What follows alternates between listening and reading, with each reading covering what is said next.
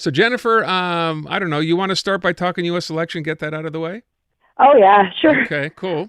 So, Um, well, I'm looking forward to it being over. me too. And I think that no matter what happens, Donald Trump will say he's won tonight. Yeah. I was listening to you earlier taking callers when I was driving around, and I disagreed with one of your callers who said that the strong advance poll numbers, so 82 million. Yeah, I don't know what he was talking about, frankly. Well, he said something that was interesting. He said it's about a change. People come out to vote for change. Right. Okay, which, yes, it can happen. It happened in the 2017 election for cutout. Believe me, I know how that happened. But a lot that people are maybe voting because they already know what they're dealing with, because Trump has been in power before and he's been saying exceedingly dangerous things to vast portions of the electorate that are interested. So women, Latinos and things like that. And you'll see the Democrats, their campaign seems to be on an upward feeling, like an upward vibe, and you see the full court press with all the media stars coming out. It was great. The Democrats have always been good at that. You'll probably remember Aaron, Barbara Streisand coming out for the Clintons back in the day. But Donald Trump, his rallies are seeming a little bit more deflated. But, I mean, no matter what happens, he's going to have something to say. And I agree with Jim, maybe 9, maybe 10 o'clock, depending. I'm hopeful for a Harris win, but anything could happen. We don't know. I was, when you said advance, I was thinking of the other caller, not the advance voting caller, because that question about does it mean anything? Is it significant? Yes, it can, but doesn't necessarily mean anything. There was a caller who said he apparently had he knew the results of the early registration whatever votes in Pennsylvania. I'm like, what are you talking about? So that was the one I didn't understand. You're very kind with your callers sometimes, Aaron. That's all I can say. Anyway, look, if there was a surprise tonight, right? To me, the only surprise that can happen tonight, if it does, because these polls have been so close for so long, right? Literally since the get-go. If you forget the first 2 weeks for Kamala Harris when she was first announced, if there's a blowout tonight, to me that'd be the biggest prize, because yet again, pollsters will have gotten this wrong. Well, I'm not trying to foster cynicism in polls, but polls can say, I could create a poll with whatever outcome you wanted. It's all in how you ask questions. Who are the polls commissioned by, and so on. And, it's a very, very tight race is very interesting. And so I think this is why a lot of the focus has been on the battleground states, or swing states as they're called. And why they're called that is because they tend to go back and forth on elections. So we're looking at Michigan, Wisconsin, Pennsylvania, North Carolina, Georgia, Nevada, and Arizona. And, I think it's important to point out that they're not actually casting a vote for presidency. They're casting a vote for many things, but for the electoral college vote. Mm-hmm. So the electoral college, so the president, whoever wins, needs to get 270 electoral college votes out of 538. So these states, amongst them, they have 93 electoral college votes. So they've been campaigning hard in these particular states. So I guess we'll see, but it's really interesting because it's a national election, but unlike here, it's not run by a national elections board like Elections Canada. It's run by the states. So you've got all these different times, like the polling stations are closing. For example, Nevada, 10 p.m. Eastern. Michigan is split over 2 time zones. So some of the polling stations are closing at 9. Some are closing at 8. So, I don't know if we're going to get a result quite as early as some people think, but I think we will get a result tonight. So a lot of people think we may not get a result till 2, 3 in the morning. I've heard some analysts suggest that as well. Either way, if Trump doesn't claim he won before, 9 or 10 o'clock tonight, it's going to be a long night. Oh, it's going to be a long night anyway, Aaron. Okay. Get ready for it if you're up. All right, let me move on from that and talk about something that happens here in Quebec. We mentioned this earlier on as well. So this plan to cut temporary students, foreign students coming, of course, to Quebec, a couple of the universities, McGill University and the University of Montreal among them, so not just English, not just Anglo institutions, reaching out to the minister to say, look, could we be exempted from this because this is really going to hurt us? And it's not as if Jean-François Robert said, well, let me take a look and study this for a while. It was simply a flat-out no. Well, it's interesting. So basically this is Bill 74 that you're talking about, and there are hearings for today and yesterday, I think, or today and tomorrow at the National Assembly. And, no, it's today and tomorrow.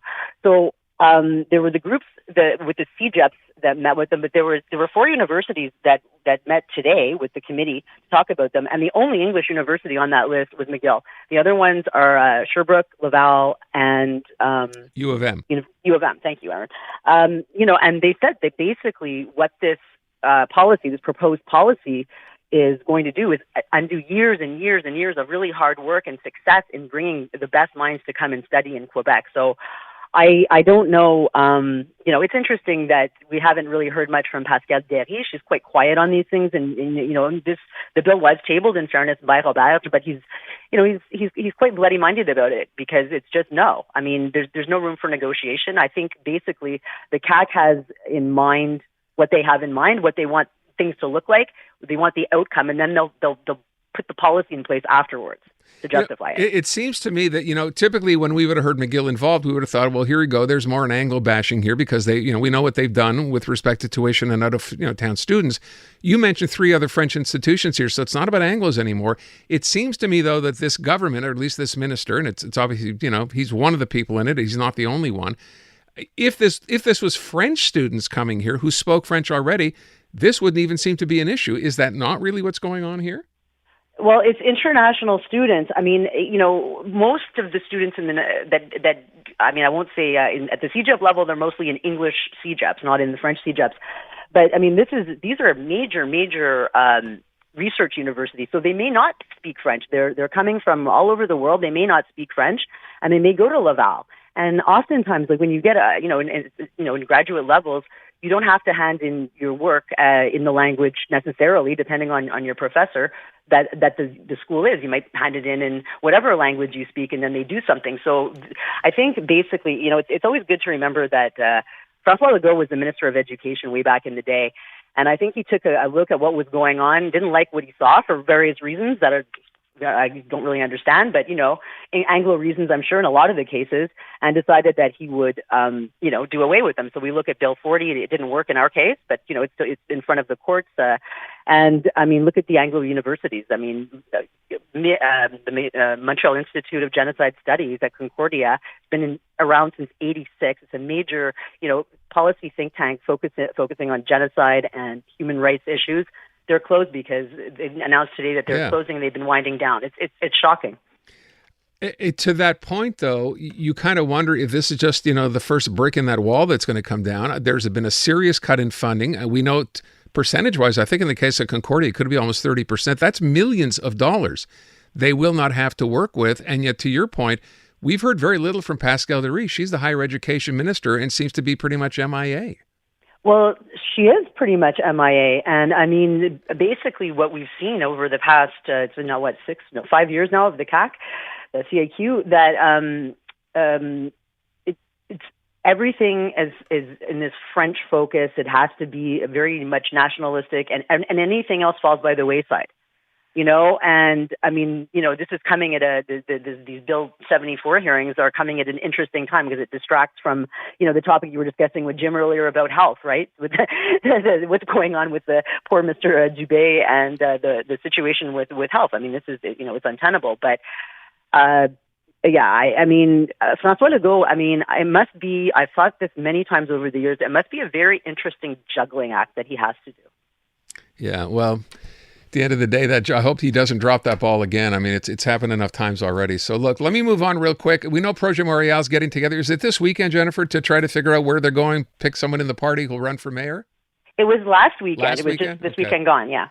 So do we know anything? Does Projet Montréal even have to worry about this election? I haven't heard anybody else from anywhere coming to challenge them yet. I realize it's early, but what do you think? Well, it's interesting. Well, yeah, because since the last time that we spoke, Madame Plante has announced that she will not be running. So I think that kind of opens up the door for both of the parties. So both of the parties will be in a leadership race, which is great. But, anybody that might have been wanting to run against Projet Montréal, they thought they were running against Madame Plante. And I mean, like her or dislike her, she wins elections. But now they don't know who they're running against. So this could open up some very, very interesting moves. Now, I've heard some names bandied around, certain municipal councillors.